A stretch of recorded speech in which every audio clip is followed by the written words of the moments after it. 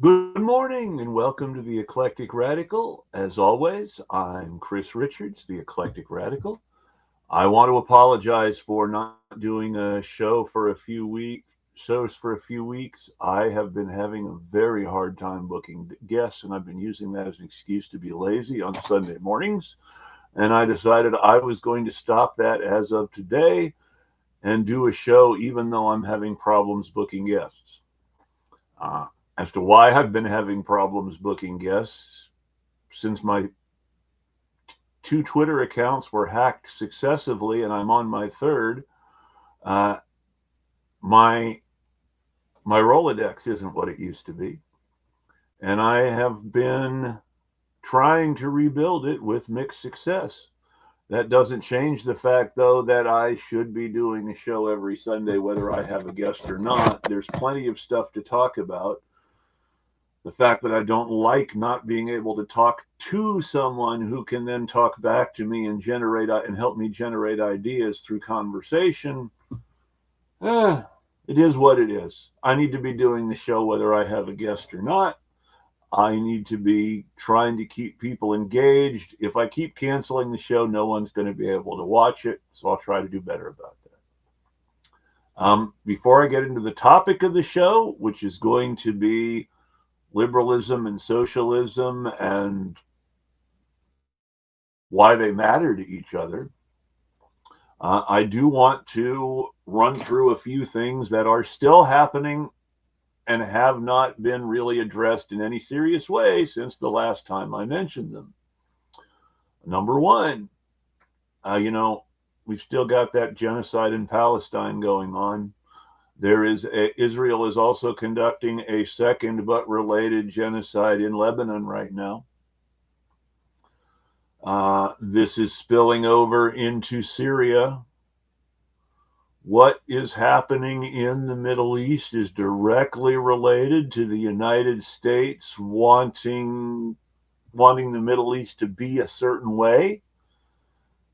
And Israel is the way the United States influences the Middle East and uses how countries like Saudi Arabia and Turkey feel about Israel in order to get together with them and make policy that includes Israel in a way that benefits the United States in the end.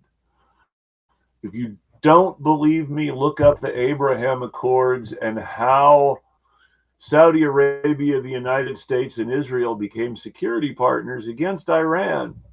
And then think about how that relates directly to the war Trump is fighting in Iran, which is something else that is still going on and that we're not talking about and is directly connected to that Israeli genocide.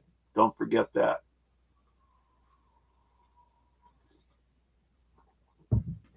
Obviously, COVID is also still going on.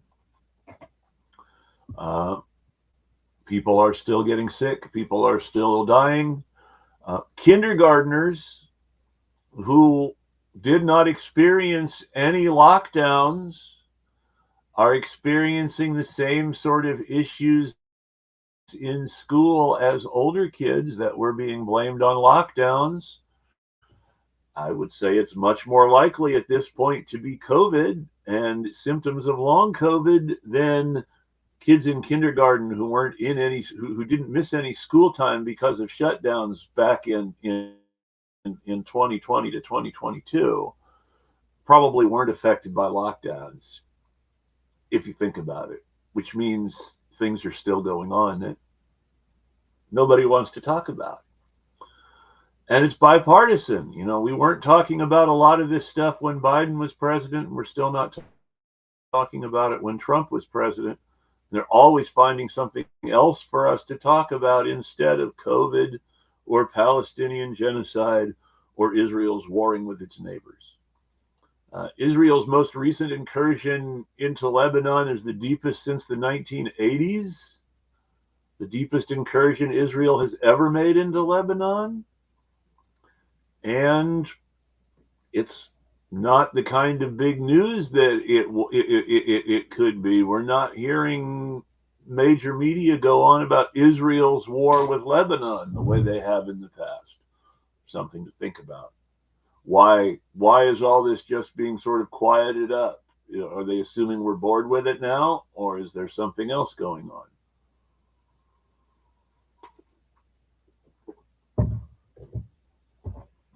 So COVID's still happening. Iran's still happening.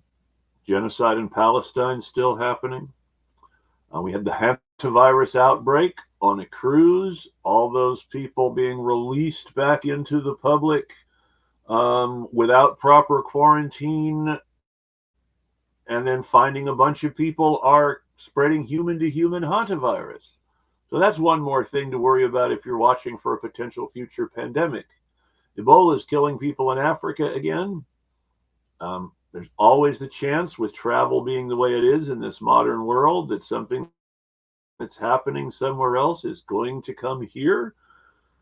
And yet, as he told us in passing because he thought it was funny, remember, Elon Musk defunded Ebola research and programs to fight Ebola. And RFK Jr. is saying, we don't really care about Ebola. This isn't a big deal right now.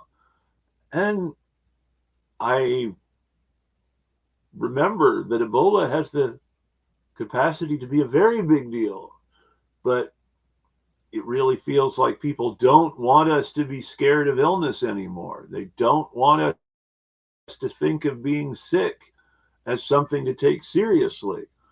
They want us to reject the whole idea of keeping ourselves and other people healthy by any sort of behaviors that we ourselves practice. It's like the revolt against hand washing all over again. I don't know what to make of it sometimes. It's weird how cultural norms can change because people are upset about inconveniences, or because industries are concerned about losing revenue, and whole topics of conversation disappear again as they decide, no, we can't really change the world that much after all. Too many people would lose from it. People talk about how government shouldn't be in the business of picking winners and losers.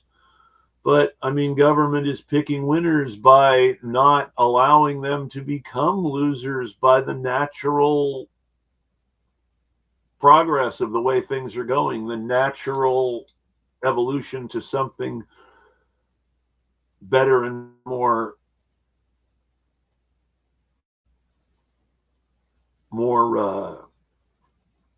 holistic, more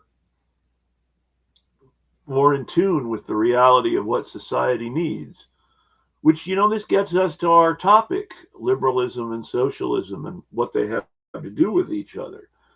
People have been talking about the fact that, society isn't great and we need to do something better since Plato. Whether we agree with what Plato was writing or not, people have been talking about, maybe we should improve society somewhat since Plato. So it's not as new as liberalism.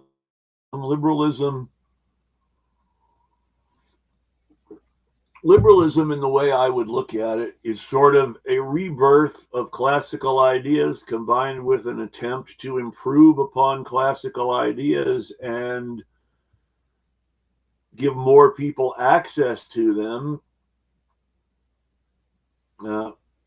combined with class conflict. I use that word deliberately. We think of liberalism as being against class conflict now, but liberalism was born because of intense class conflict between the aristocracy and the urban middle class. If you look at the history of Europe, specifically France, England, Germany, you see the conflict between the urban middle class and the largely rural, though frequently they owned much of the property in cities, aristocracy that's money was built on land ownership and agriculture, and yet who often were the owners of much of the economy because they owned all the land and had all the money as a result. They were the ones collecting the rents. And the urban middle class, which was growing as more and more wealth was generated by trade as opposed to agriculture, more and more people were finding ways to be paid by the aristocracy for things that the aristocracy wanted, and then felt that having that money meant they should have power in the system. And so you had class conflict as the aristocracy tried to keep the liberals out. Liberalism takes the liberalism of the Enlightenment takes a bunch of classical and democratic ideas from the Greco-Roman era, which somebody once described Athenian democracy as democracy for slave owners. And there really is some truth in the idea that liberalism is still democracy for slave owners. We're just letting the urban middle class own their share of society too. Slavery has been modified in ways to ameliorate it and to make it less onerous to most of the slaves, minus the ones in prison. Wage slavery has replaced serfdom and chattel slavery for people who aren't in prison. This is worth noting too. Lots of movements become corrupted by the powerful or become corrupt once they gain power. It's very easy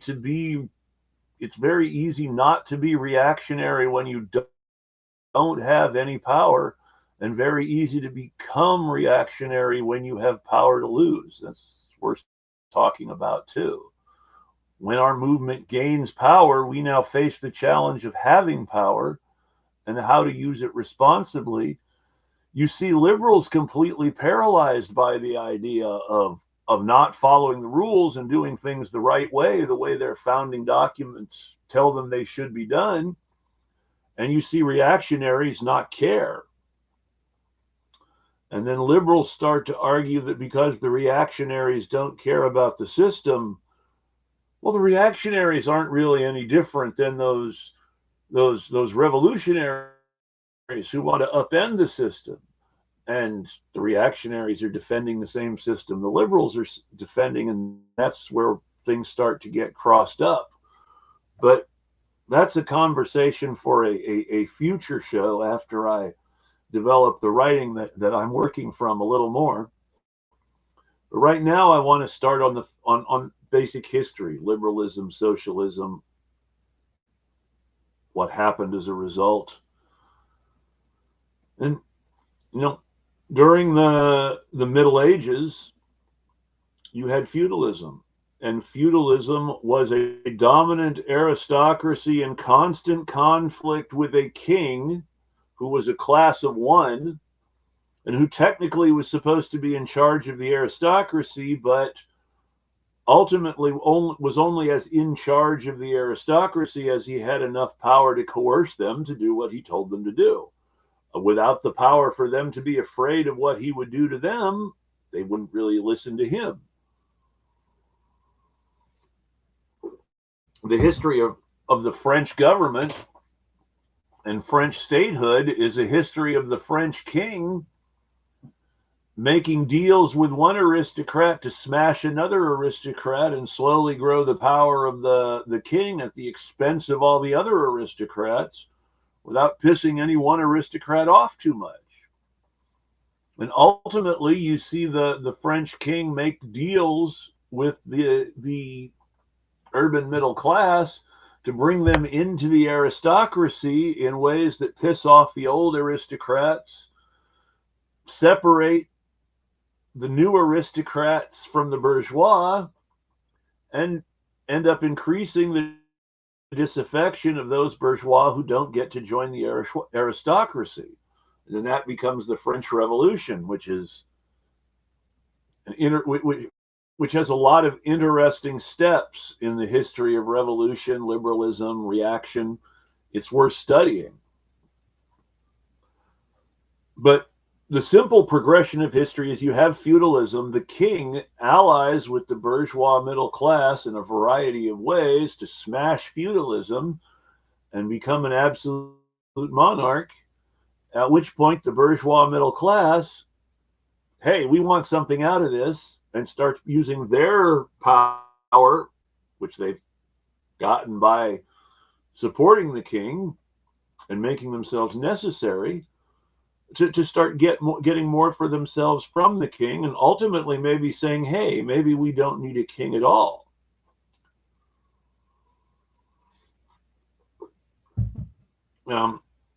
You see the idea, the first, maybe we don't need a king at all, comes from parliamentary thinkers, the first Whigs during the English Civil War, where you, among the levelers and the diggers, you start seeing very, very sophisticated ideas for republics and pre-socialist ideas for eliminating class barriers and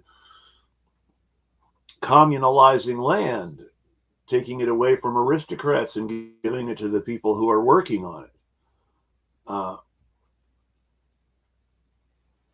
Now, the Chartists, who are also pre-socialist, also came out of this liberal system during this, not just this evaluation of how aristocracy affected the peasants, but also how colonialism driven by the bourgeois impacted people in the colonies, both settlers and the original colonized people the settlers were ruling.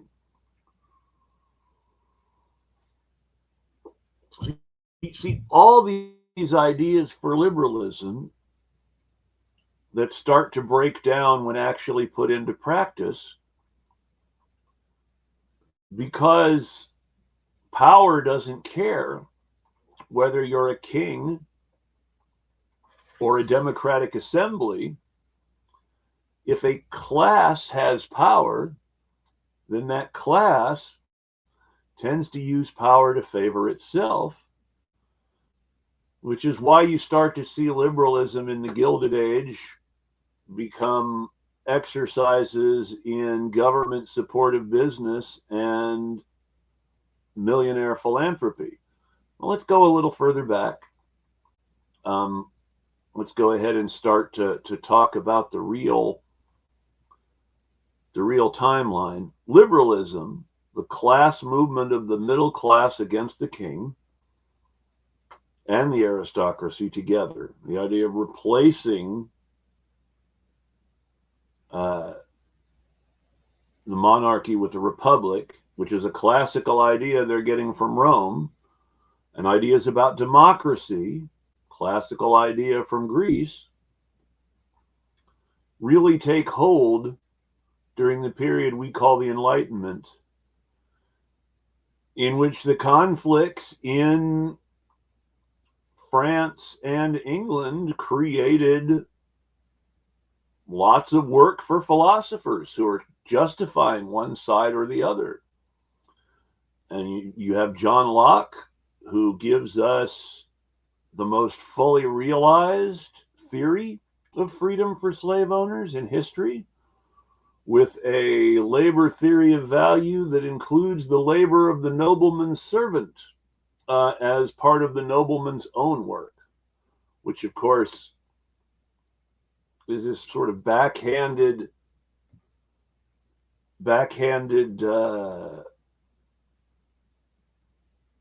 sop to the old ruling class in a way that benefits the new ruling class.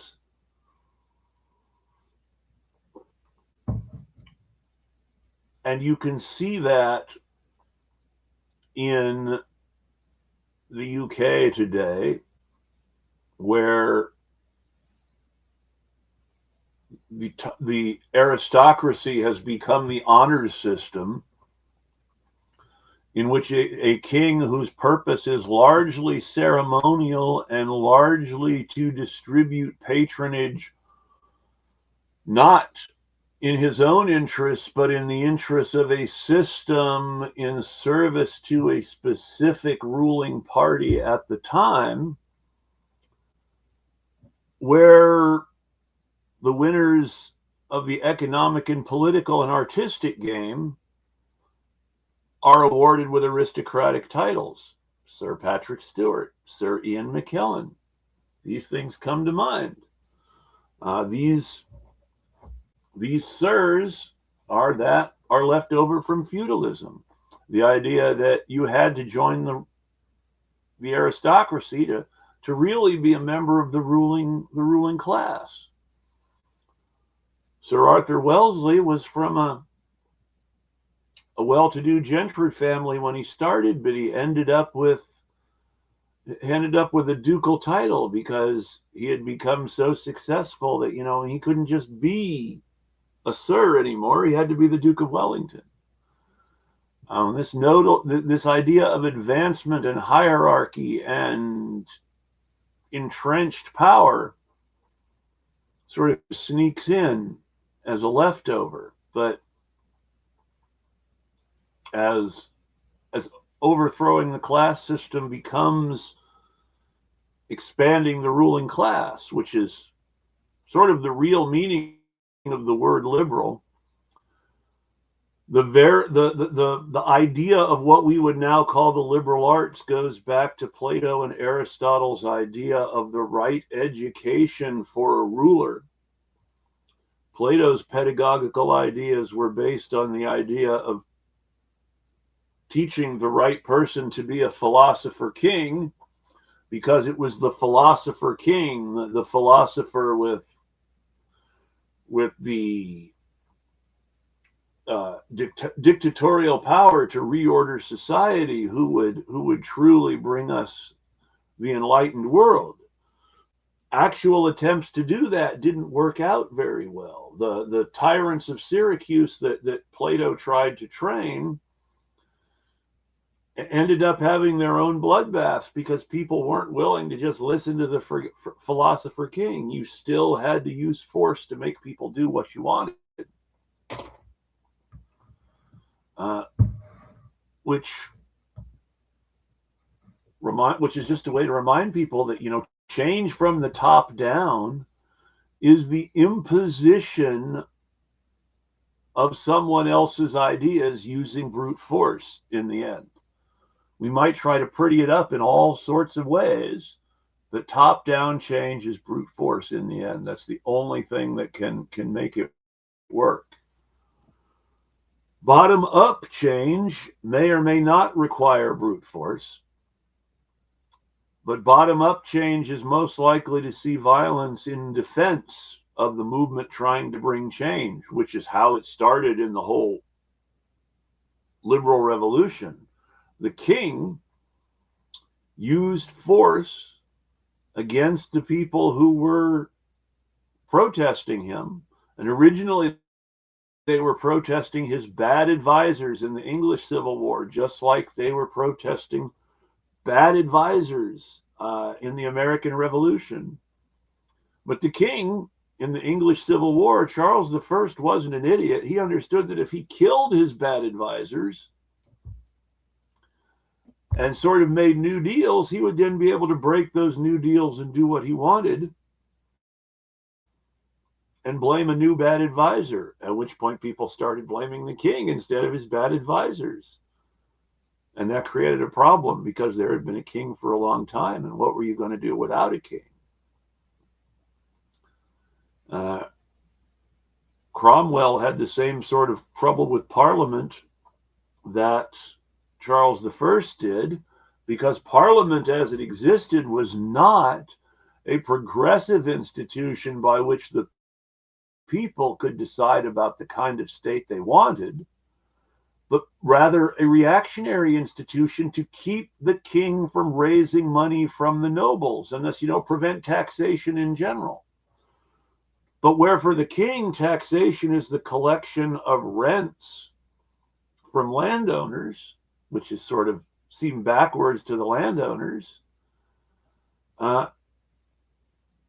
under a liberal system, taxation is supposed to be the members of society chipping in for it. Except if the nobleman's motivation for joining the liberals is no taxation without representation, the nobleman still doesn't want to be taxed.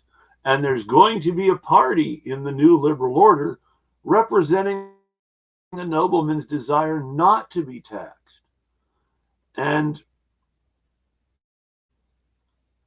there's always been sort of a failure by big system builders to understand the behavior of interest groups within that system. The supporters of the old system will try to make the new system as much like the old system as possible for their own comfort and to retain their own power.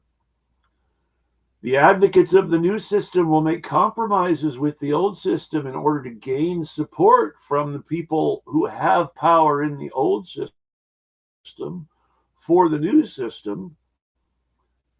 And in the end, not much changes. Not because liberalism wasn't radical enough, or because socialism isn't a valid idea, but because people keep making the same mistakes when they actually get power and keep falling into the same reactionary traps. Liberalism was tremendously radical at the time. We talk a lot about how the American Revolution was rich people not wanting to pay taxes to the British Crown, and that there was something selfish about this. And there was something selfish about this. The colonists in North America all had these dramatic, I would say, Zionist ideas about what their colonies would be. And the magnificence of those ideas could never be fulfilled under British rule, because those magnificent ideas would always be subject to the British Empire. So it was natural for there to be, at some point, a conflict and a drive for independence and a desire to fulfill all these Zionistic ideas about the manifest destiny of either a certain kind of Christian or this new liberal order, depending on which set of ideals you possess.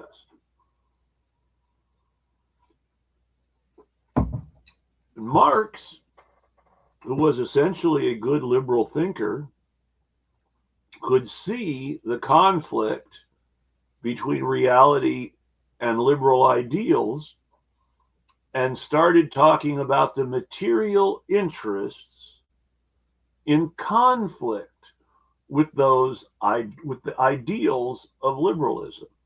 And this is what capital is. Capital is an examination of the material interests holding back the ideals of liberalism. A Cold War era writer who obviously had his own axe to grind in the anti-communist sense, but who at the same time was not wrong in the individual specifics, wrote about Marxism being a hard-headed attempt to fulfill liberalism's ideals by focusing less on the ideals and more about the material conditions that would be necessary for those ideas to be realistic instead of merely idealistic.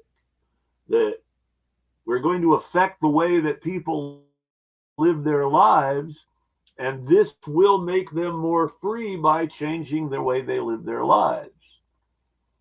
Now, this is a smart idea because Marx could tell through his analysis of the world created by liberalism and capitalism working together,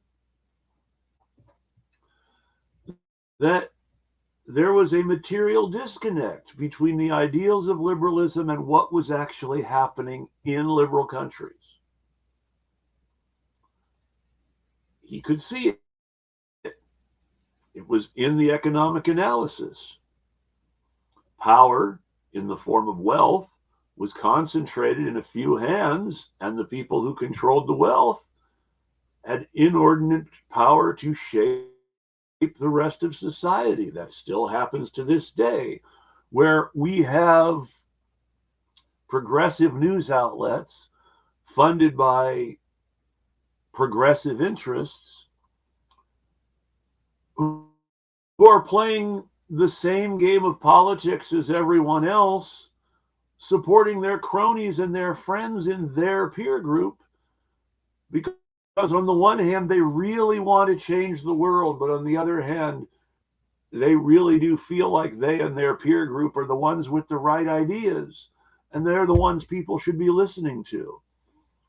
And this struggle for bandwidth in the liberal democracy becomes a pursuit of money and power in order to get your ideas out there and change society. But the more money and power you accumulate,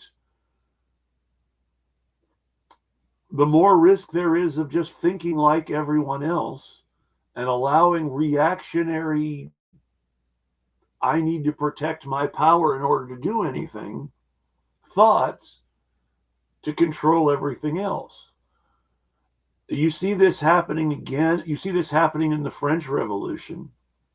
The so-called moderates of the French Revolution, according to history, the Girondins, were originally the radicals who wanted to internationalize the revolution. They felt that in order for France to survive as a republic, there needed to be more republics in Europe. Otherwise, all the monarchies would come together and destroy Republican France.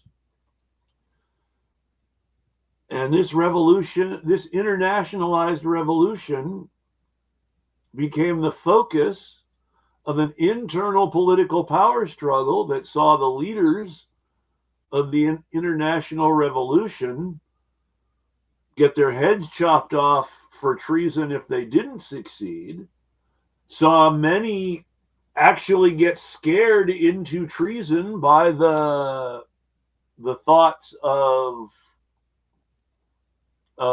failing, and rapid political changes in Paris caused people to make rapid reassessments of their position in the field and perhaps defect to the monarchists, because everybody was focused fundamentally on their survival and prosperity in this new system rather than the good of the system, because again, power and hierarchy and witch hunts.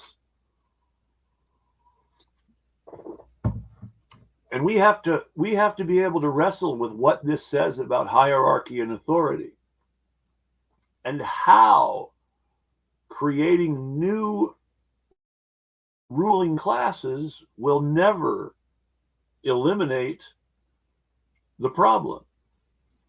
And which is really what Marx is saying. Ultimately, we need somehow to bring about this communism with no class and no money, and we're able to share resources and function in some way that will allow us to survive as a species, as opposed to constantly destroying ourselves.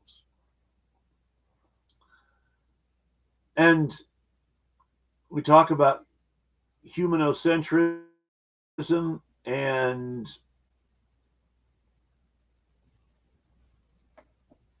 the environment, but ultimately what we're talking about is a social ecology in which people can flourish without destroying the rest of the planet, and ultimately themselves as a result. Because as George Carlin once said, the planet will be fine in the end, a few million years, whatever. The planet's not going anywhere anytime soon. It's the people who are going to be fucked. Which once again comes to how people struggling with existential questions of the human race's survival posit a better system. With various ways, various environmental thinking patterns mirror political thinking patterns. You see reaction in the environmental movement the same way you see reaction in every political movement.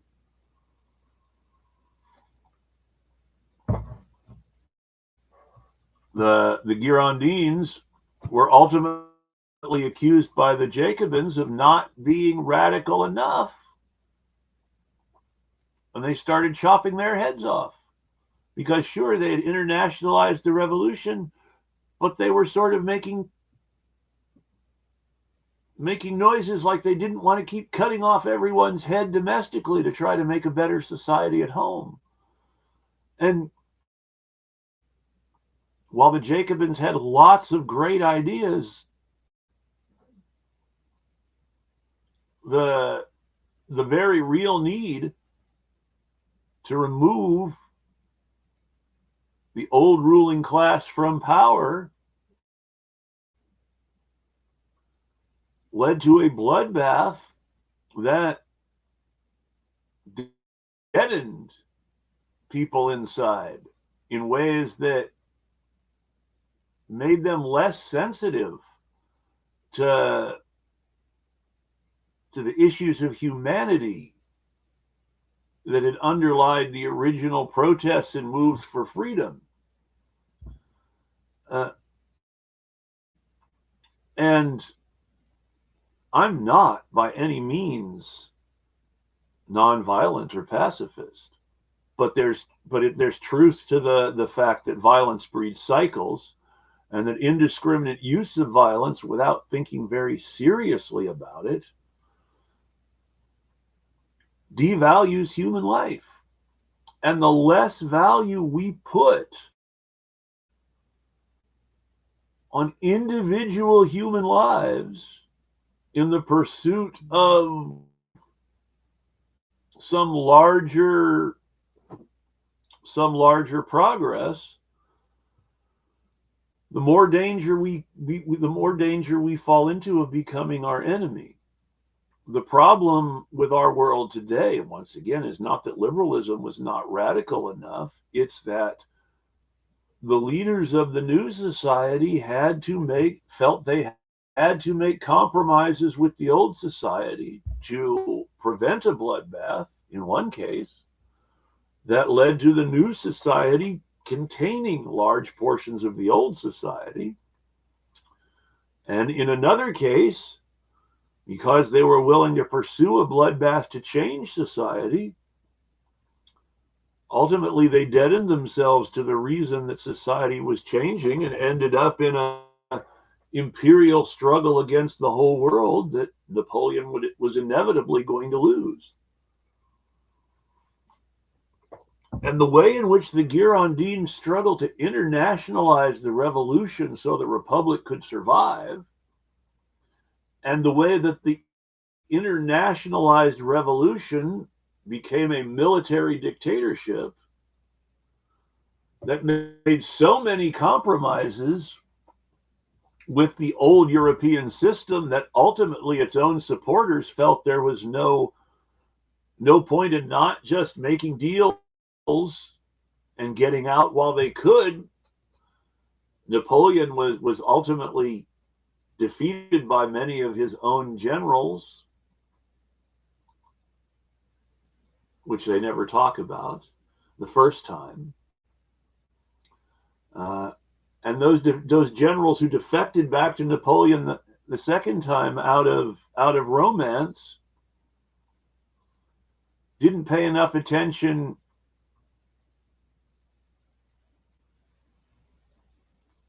to the long-term consequences and the fact that everybody was over Napoleon. That's why his state had collapsed.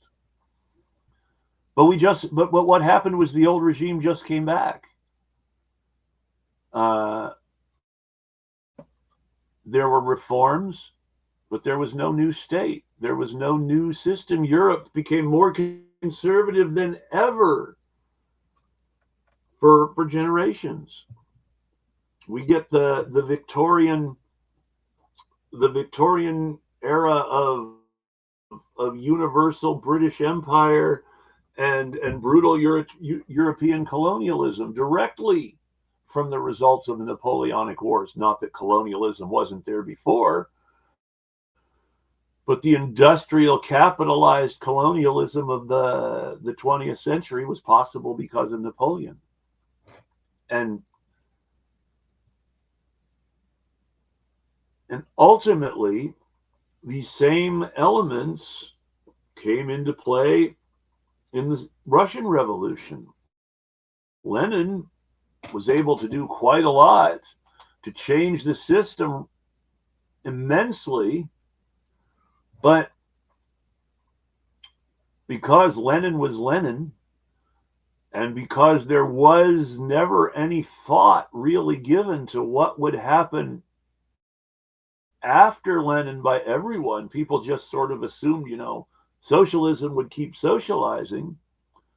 Nobody was really prepared for the entrenchment of a bureaucratic ruling class that would deform, in many ways, the development of the Soviet state. And ultimately, the intricacies of the Soviet state itself would form the basis of a conflict between the new ruling class at the top level and the new ruling class at the bottom level, with middle management wanting a more Western society in which they could flourish more, which was an economic disaster for lots of ordinary people who had been uplifted by the economic improvements of the Soviet system, but whose uplift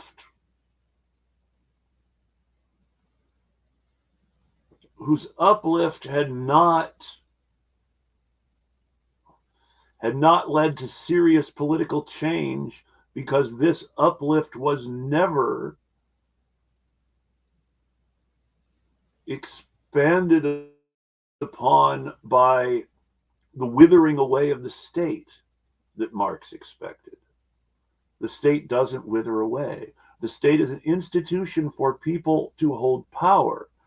The weaknesses of both liberalism and Marxism in the modern world were that people, once they had power, would start to obey what anarchists call the iron law of institutions, which is that authority retrenches itself and maintains itself as authority.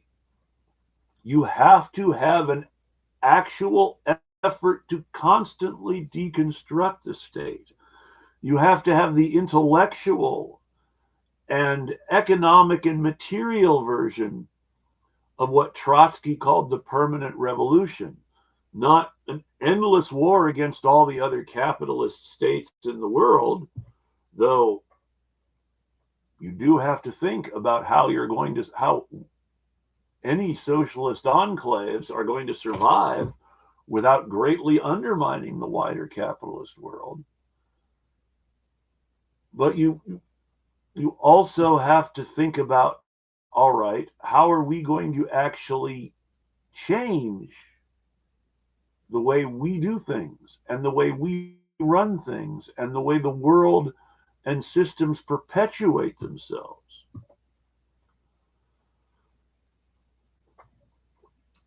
Liberalism was radical. Liberalism was the idea that everybody should be equal before the law and that nobody should be treated differently because of their social class, their economic achievements, their identity characteristics. This was radical, good, and true, but it also didn't go far enough. The material economy being unequal meant that formal legal equality would always be subverted by institutional power. Socialism is an attempt to change material conditions so that institutional power isn't necessary.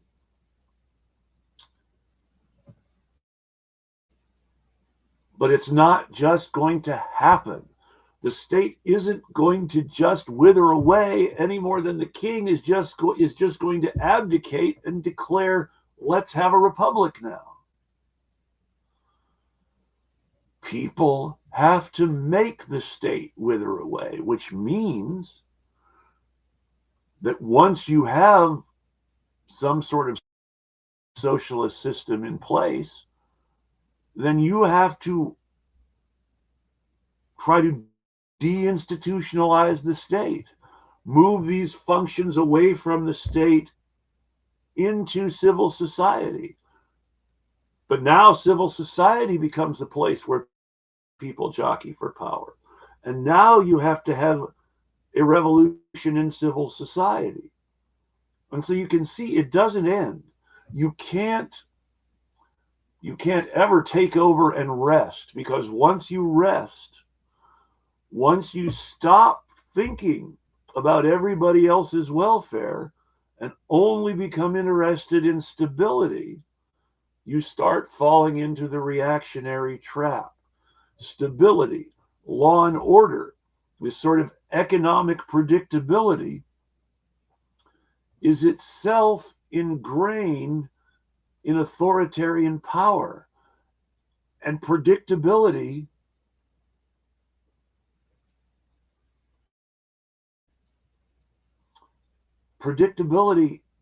is not something that you may ever be able to have in a truly democratic society.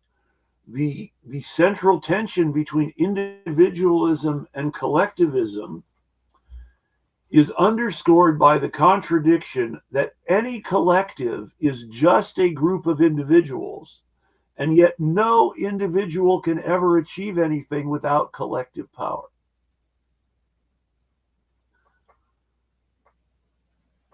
And for people to really be able to be equal, you have to have a way to equalize power.